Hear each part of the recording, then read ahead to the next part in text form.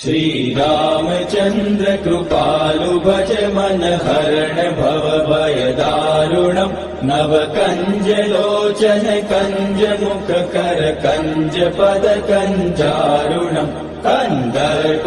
गणित अमित छवि नव नील नीरद सुन्दरम् पटपीठ मानहु तडित रुचि सुचि नौमि जनक सुतावरम् शिर मुकुट कुण्डल तिलक चारु उदार अंग विभूषणम् आजानुभुज शर चाप दर संग्राम जित कर दूषणम् भज दीन बंधु दिनेश दानव दैत्य वंश निकंदनम् रघुनंद आनंद कंद कौशल चंद दशरथ नंदनम् इति वदति तुलसीदास